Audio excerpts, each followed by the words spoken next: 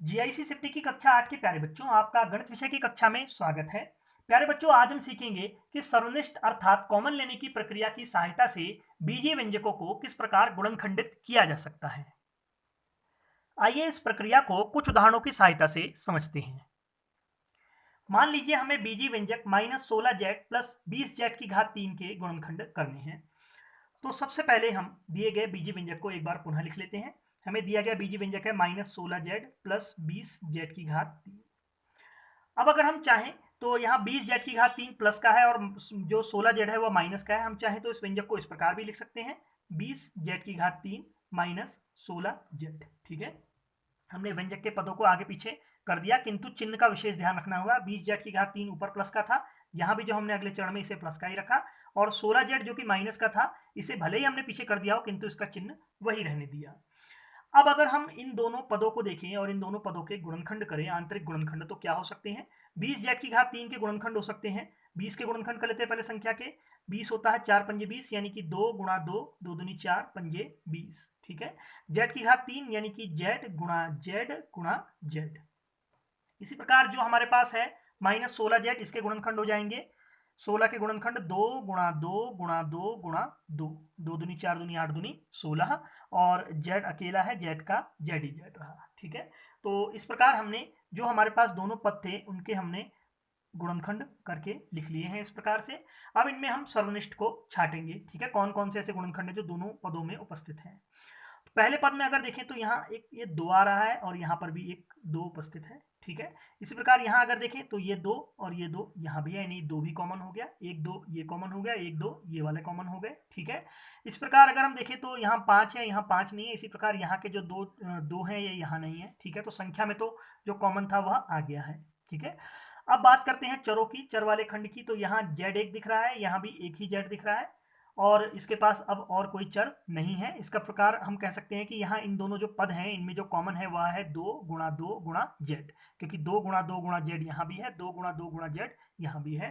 तो अब अगले चरण में हम चलते हैं। अगले चरण में हम क्या करेंगे, सबसे पहले जो कॉमन हमने निकाला है 2 गुणा 2 गुणा जेड, इसे हमने ऐसे लिख दिया। ठीक है, उसके बाद हम जानते हैं कॉमन लेने के बाद क्या लगाना पड़ता है, हमें कोष्ठक लगाना पड़ता है। कोष्ठक में जो दोनों हमारे पद हैं इनमें जो बचे हुए गुणनखंड हैं उन्हें हम लिख देंगे।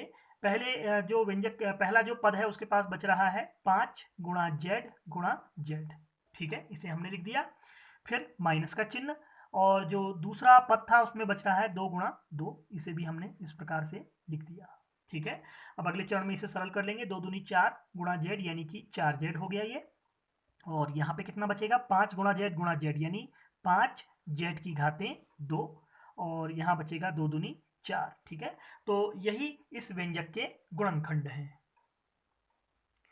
हमारे आज के अगले उदाहरण में हमें बीजीय व्यंजक 5x की घात 2y माइनस 5xy की घात 2 के गुणनखंड करने हैं, यानी कि हमें 5x² माइनस 15xy², इनमें जो दो पद हैं इस द्विपद में, इसके सर्वप्रथम हम क्या करेंगे, इसके जो दोनों पद हैं इनके हम गुणनखंड करेंगे, और उसके बाद उनमें जो सार गुणनखंड होगा उसे हम बाहर निकालेंगे। ठीक है, तो करते हैं इसे हल हम।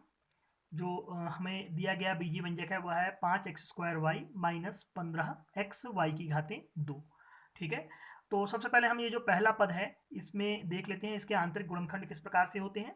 तो 5x² है, इसे लिख सकते हैं 5 गुणा x गुणा x गुणा y। ठीक हो गया, ये इसके गुणनखंड हो गए। इस प्रकार 15xy की घात 2 है, तो 15 के सबसे पहले अभाज्य गुणनखंड कर लेंगे, ये हो जाएंगे 3 गुणा 5, और xy की घात 2 जो कि चर वाला भाग है, इसके गुणनखंड हो जाएंगे x गुणा y की घात 2 है तो y गुणा y। ठीक है, अब हम अगर इन दोनों पदों का अवलोकन करें, पहला पद ये है, पहले पद के गुणनखंड ये हैं, दूसरे पद के गुणनखंड ये हैं, और इनमें कॉमन ढूंढे तो हमें क्या क्या मिलेगा कॉमन। अगर हम बात करें कॉमन की, तो 5 यहाँ भी दिख रहा है, 5 यहाँ भी दिख रहा है, तो संख्यात्मक रूप से तो 5 कॉमन है। ठीक है, x यहाँ है, x यहाँ भी दिख रहा है। ठीक है, तो x भी कॉमन हो गया।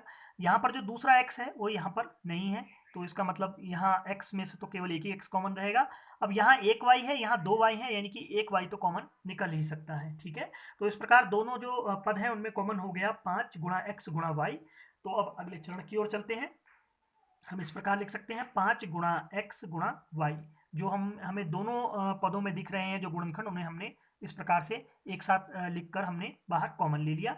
कॉमन लेने के बाद हमें यहाँ कोष्ठक लगाना पड़ेगा। पहले पद के बाद पास शेष रह रहा है x और दूसरे पद के पास शेष रह रहा है 3 गुणा y। अगले चरण में चलते हैं। 5 गुणा x गुणा y करेंगे तो 5xy हो जाएगा और यहाँ बचेगा x माइनस 3y। इस प्रकार दिए गए बीजीय व्यंजक 5x की घात 2y माइनस 15xy की घात 2 के गुणनखंड हैं 5xy गुणा x माइनस 3y। हमारे आज के अगले उदाहरण में हमें बीजीय व्यंजक ax की घात 2y प्लस bxy की घात 2 प्लस cxyz के गुणनखंड करने हैं। सबसे पहले हम दिए गए बीजीय व्यंजक को लिख लेते हैं। हमें दिया गया बीजीय व्यंजक है ax की घात 2y प्लस bxy की घात 2। देख सकते हैं आप एक त्रिपद है cxyz। अब हम इसके जो तीनों पद हैं इनके हम अलग अलग गुणनखंड कर। पहला जो पद है ax की घात 2y, इसके गुणनखंड क्या होंगे? a गुणा x की घात 2 है तो x गुणा x, ठीक है। इसके बाद y आ रहा है तो गुणा में y। तो इस प्रकार जो पहला पद था ax की घात 2y, इसके गुणनखंड हो गए a गुणा x गुणा y। इसी प्रकार जो दूसरा पद है bxy की घात 2, इसके गुणनखंड कर लेते हैं। b गुणा x गुणा y की घात 2 है तो y गुणा y। इस प्रकार जो तीसरा पद है उसके तो स्पष्ट ही है, सारे के सारे चर अलग अलग हैं तो c गुणा x गुणा y गुणा z, ये इसके गुणनखंड हो गए, ठीक है। अब हम ये जो तीनों पद हैं हमारे, ये पहला पद है, ये यहाँ तक दूसरा पद है, ये यहाँ तक तीसरा पद है। इन तीनों पदों में देख लेते हैं कि कौन कौन से ऐसे गुणनखंड हैं जो सर्वनिष्ठ यानी कि कॉमन है। तो अगर हम बात करें यहाँ पर तो देख सकते हैं आप कि a जो है वो पहले पद के पास ही है, यहाँ दोनों पदों के पास नहीं है। अब बात करते हैं x की, तो x यहाँ भी दिख रहा है, यहाँ भी एक x है और यहाँ भी एक x है, तो इसका मतलब x तो कॉमन हो गया, ठीक है। इसके बाद अगला जो ये x है ये, और जो दूसरे हमारे जो दो पद हैं उनके पास नहीं है, तो इसका मतलब केवल एक ही x रहेगा कॉमन। y है अब अगला पद, देखें y यहाँ भी है, y यहाँ भी है और y यहाँ भी है, तो इसका मतलब ये y भी कॉमन हो गया, ठीक है।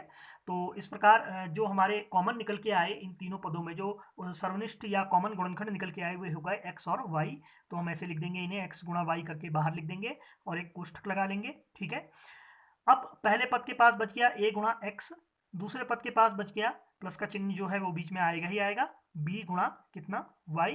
और ऐसे ही तीसरे पद के पास बच गया, x भी चला गया y भी चला गया, तो बच गया c और z यानी कि c गुणा z। अब अगले चरण में चलते हैं। x गुणा y से मिलेगा xy, और यहाँ अगर देखें तो a गुणा x ax, b गुणा y by प्लस c गुणा z यानी कि cz। तो इस प्रकार हमें दिए गए बीजीय व्यंजक ax की घात 2y प्लस bxy की घात 2 प्लस cxyz के गुणनखंड हैं xy गुणा ax plus by plus cz।